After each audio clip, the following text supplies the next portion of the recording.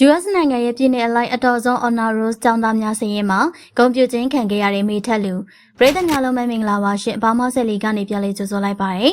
မြန်မာလက်ရွေးစင်အမျိုးသမီးအသင်းရဲ့တိုက်စစ်မှုမှလေးမိထက်လူကအမေရိကန်နိုင်ငံရဲ့ Los Angeles PR College မှာပညာတော်သင်သွားနေတဲ့သူလေးဖြစ်ပါတယ်အမေရိကန်နိုင်ငံမှာပညာရေးတစ်ဖက်အလုပ်တစ်ဖက်ဘောလုံးအားကစားတစ်ဖက်နဲ့မိထက်လူလေးကအရန်ကိုစူးစမ်းတဲ့သူလေးပါငငယ်လေးကလေးကတတန်းအလိုက်မြမလက်ရွေးစင်အမျိုးသမီးအသင်းတွေမှာကစားခဲ့မှုပဲမယ်အခုမှသာအမျိုးသမီးအသင်းကြီးအတွက်ပါဝင်ကစားပေးနိုင်ခဲ့ရဖြစ်ပါတယ်မကြသေးခင်ကကျင်းပပြည့်စည်ခဲ့တဲ့နီပေါဖိတ်ခေါ်ဖလားပြိုင်ပွဲမှာလည်းမေတက်လူကချန်ပီယံဖလားကိုအိမ်ရှင်အသင်းစီကနေယူဆောင်နိုင်ခဲ့တယ်လို့ခြေစွမ်းပြဂိုးတွေကိုလည်းသွင်းယူနိုင်ခဲ့တာဖြစ်ပါတယ်နီပေါဖလားဖိတ်ခေါ်ပြိုင်ပွဲအပြီးမှာတော့မေတက်လူကအမေရိကန်နိုင်ငံကိုပြန်လည်ရောက်ရှိနေခဲ့တာဖြစ်ပါတယ်သူမကသူတက်ရောက်နေတဲ့ college မှာအတော်ဆုံးနဲ့ဩဇာအရှိဆုံးကျောင်းသားတွေထဲမှာဘောလုံးအားကစားနဲ့ရွေးချယ်ခဲ့ရတာပဲဖြစ်ပါတယ်။ US နိုင်ငံရဲ့ပြည်내အများစုကအတော်ဆုံးကျောင်းသားတွေကိုပြုစုတဲ့စာရင်းဖြစ်ပြီးတော့မေထက်လူကကယ်လီဖိုးနီးယားပြည်내ရဲ့ Los Angeles College အတွက်ရွေးချယ်ခံခဲ့ရတာဖြစ်ပါတယ်။2023-24 တနှစ်တာအတွင်းရလဒ်တွေကိုစောင့်ကြည့်ပြီးတော့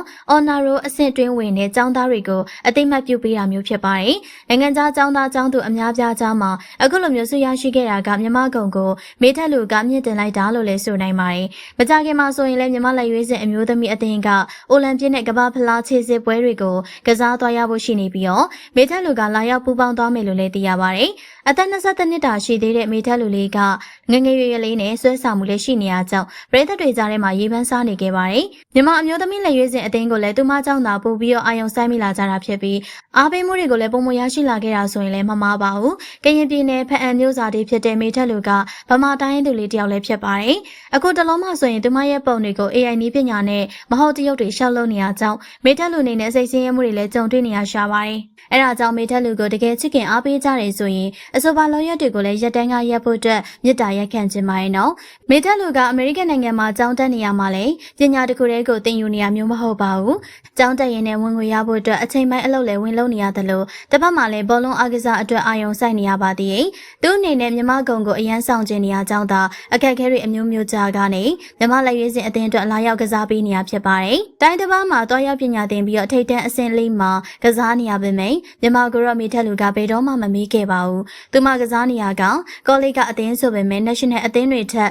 level မနှိမ့်တာကြောင့်ပုံမှန်ဆိုရင်တော့မြမအသင်းအတွက်မကစားလဲသူမအတွက်ကအဆင်ပြေပါတယ်။မေထက်လူနေနဲ့ဘောလုံးကစားရမှာပါရမီပါတယ်လို့စ조사တာကြောင့်အမေရိကန်လိုနိုင်ငံမျိုးမှာအချိန်တိုအတွင်းနေရပေးခံရပြီးတော့အခုဆိုရင်တော့အတော်ဆုံးကျောင်းသားတွေစည်ရင်းမှတောင်ပါဝင်လာခဲ့ရဖြစ်ပါတယ်။သူမကတော့ဘောလုံးလောကရဲ့အစစ်မှန်ဂုဏ်ကြီးဖြစ်တဲ့ရိုနယ်ဒိုကိုအားကြတဲ့သူဖြစ်ပြီးဂုဏ်အတုဂျပူးကိုတော့ရည်စရာနေနဲ့ပဲသဘောထားတဲ့သူလေးပါ။တိုင်းတစ်ပတ်ကကျောင်းသားကျောင်းသူတွေကြားထဲမှာတောင်ဂုဏ်ပြုအတိမတ်ပြုခံနေရတဲ့မေထက်လူအတွက်ဂုဏ်ပြုစကားလေးတွေပြောခဲ့ကြပါအောင်ရှင်။ဟုတ်ကဲ့ပါပရိသတ်တို့ရဲ့ဒီနေ့တင်ဆက်မှုလေးကတော့ဒီလောက်ပါပဲရှင်။ကျမတို့အနေနဲ့အမှန်ဒီမားတီရှိခဲ့တော့လွတ်လပ်စွာဝေဖန်ထောက်ပြနိုင်ပါတယ်။တင်ဆက်ပေးသင့်ခြင်းတဲ့အကြောင်းအရာတွေရှိရင်လည်းအကြံပြုပေးနိုင်ပါတယ်ရှင်။